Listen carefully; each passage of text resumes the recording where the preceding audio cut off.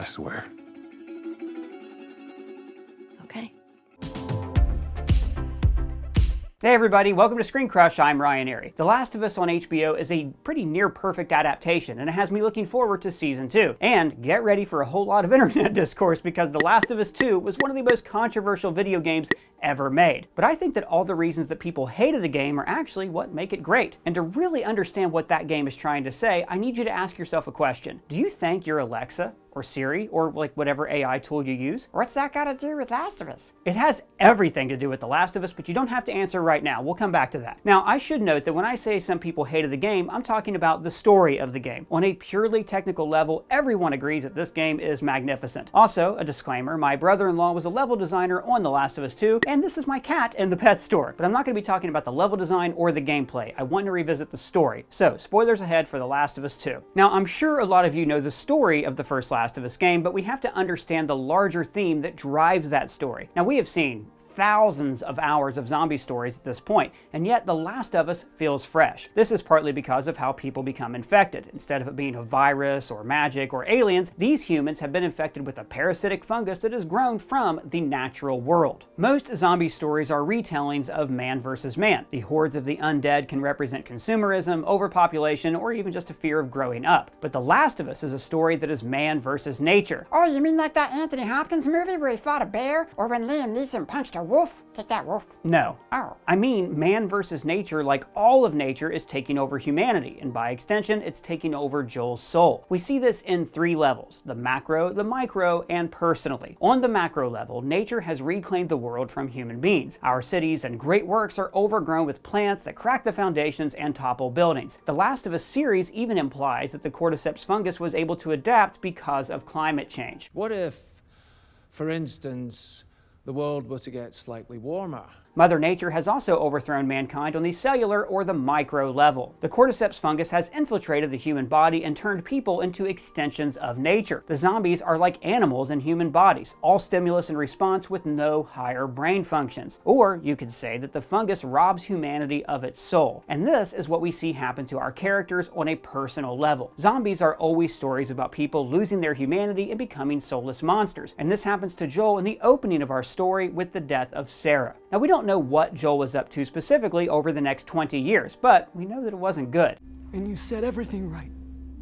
All the shit we did. Joel did such bad things that his brother left him and went out west with the Fireflies. Just like the fungus infects the brain, Joel's heart had become infected with hatred. The world's external battle with cordyceps mirrors Joel's internal struggle with grief. And then he meets Ellie. And I believe, 'cause I can see our future days.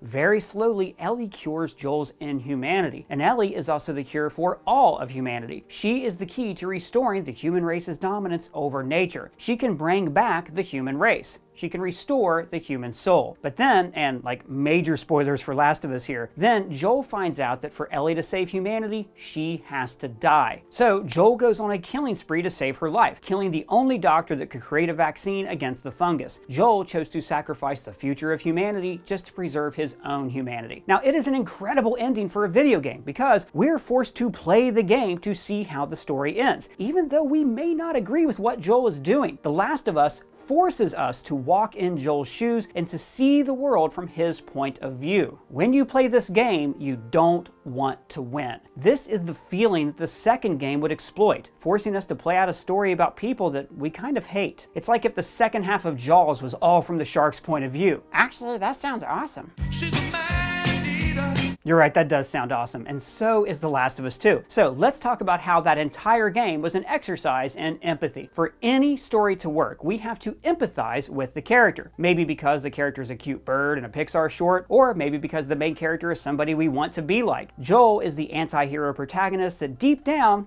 we all want to be. He's rugged, he's a badass, he has a haunted past. It's like they spliced together the genes of Tony Soprano, Don Draper, and Rick Sanchez, and then you get to play as him in a video game. And this is where video games are a superior medium over most other forms of entertainment. You get to actually be the protagonist. Every storytelling medium wants you to feel empathy with its characters. Books, movies, they all want you to see a piece of yourself in the protagonist. This allows us to fuse our own sense of well-being with the characters in the story. Then then the characters become an extension of ourselves. It's why people were so turned off by Luke Skywalker doing this.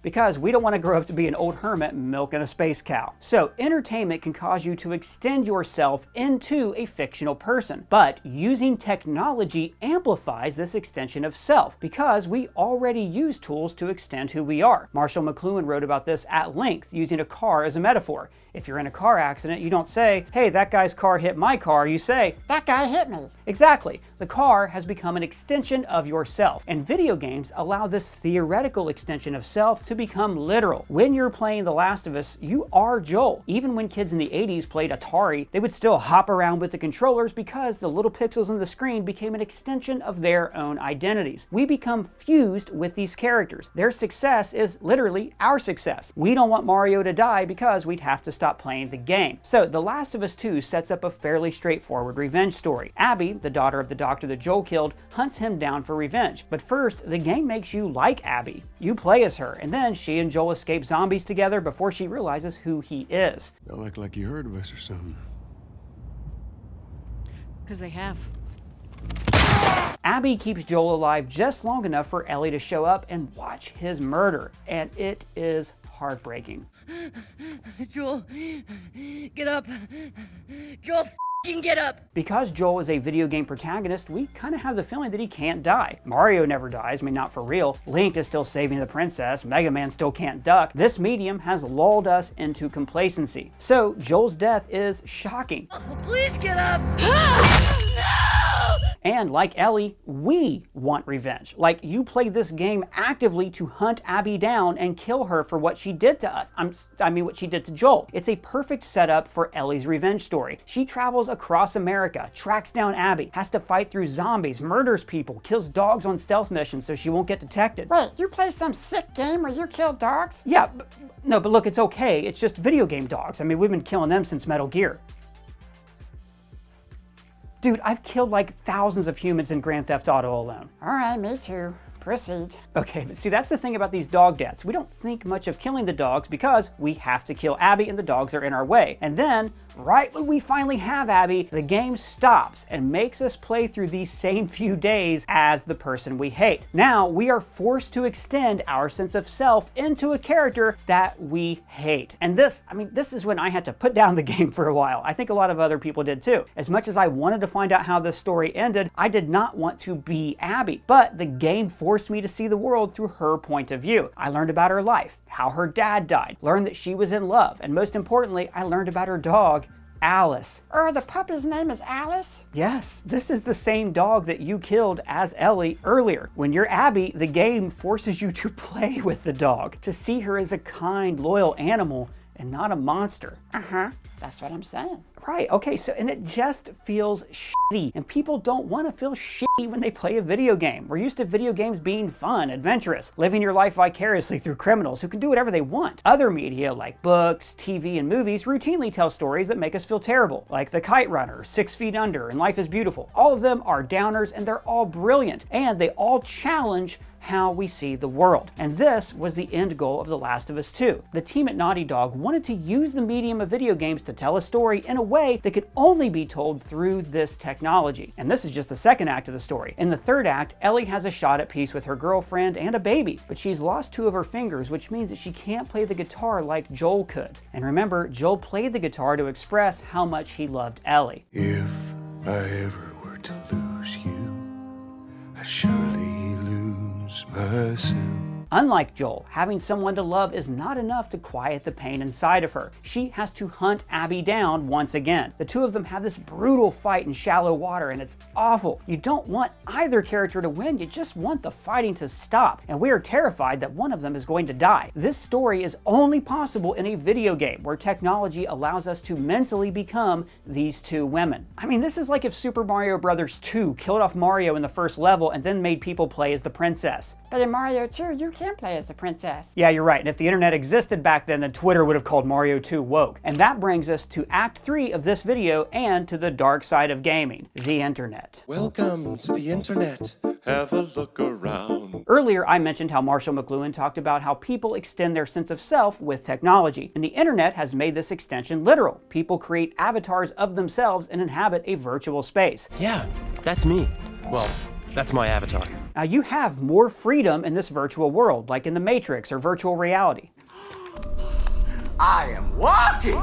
And Jesus wept. The internet has connected us through technology, and in theory, we're more connected with each other than we've ever been. But in reality, the internet has made us more disconnected because the internet robs us of human empathy. It's unthinkable that somebody would walk down the street just yelling racial slurs at people. Yet, that is exactly what's happening thousands of times right now, just in Call of Duty game chat. Listen, buddy, if you don't log off this game immediately, I'm gonna fly over to your house, come down to that basement you're hiding in, rip off your arms, and shove them up your butt! Now, some people live vicariously through GTA characters, shooting up places. But other people live vicariously by being mean to other humans online. And I'm not just talking about racist people, I'm talking about how everybody on some level does this online. Everybody wants to nail a sick burn or shame somebody. You've probably all had some online interaction that you would never have had in real life. This is because technology creates a barrier between you and another human being. Look at social media. Read through the comments of this video. People are mean because being mean is fun. And we feel like it's okay to be mean to people on the internet because we're shielded by a barrier of technology. The Last of Us 2's ending broke down this technological barrier that we have between ourselves and other people. The game made you empathize with someone who could have been a two-dimensional villain. And this is the true meaning of any video game. It's never about what you do in the game, it's about how it makes you feel. If you enjoy hurting somebody in a game, then your brain is enjoying the same feeling as if you're hurting somebody in real life. It's just that we know it's okay because it's only a video game. Now, a few TV shows have also challenged this idea. Westworld was essentially a live-action video game. The hosts are NPCs playing out stories in loops, and the guests can maim and have their way with all of them. But the guests in Westworld were still indulging their cruelty. In their minds, they were committing these atrocities, even if it was consequence-free. Or listen to how William explained the Westworld park.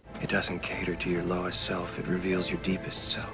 It shows you who you really are. And this is why I asked you if you thank your Alexa. It's a program, it has no feelings, but your reaction to Alexa is real. When you're grateful to her for telling you the weather, that is a real human emotion that you are feeling. You are what you put out into the world. Marshall McLuhan also famously said that the medium is the message. Or what's that mean? Well, in other words, it's not just that you're watching TV, it's how you watch TV. Are you alone, on your phone, with the other people in your jazz band? All of that says something about yourself. Just like the way you play games matters. The way you treat people on the internet matters. Now, obviously, The Last of Us is just a story, and there's a huge difference between killing somebody in Grand Theft Auto or in real life. The Last of Us Part 1 was a story about how the cordyceps fungus ended humanity, and that fungus is a metaphor for Joel losing his soul. But in The Last of Us 2, the villain isn't a fungus, it's us. Ellie and Abby are stealing away their own humanity because they fail to see the humanity in each other. But The Last of Us 2 does challenge us to think about the outside world. Every story wants us to see a piece of ourselves in a character, but The Last of Us 2 wants us to see a piece of ourselves in everybody out there in the real world. Because in our world of avatars and technological barriers, we no longer recognize ourselves and others, and then we stop recognizing ourselves. Like Joel, we are in danger of losing our humanity to a shocking infection that blinds us and transforms us into beasts that just want to consume and destroy. Monsters that are blind to the humanity in others, so we can't even recognize the humanity in ourselves.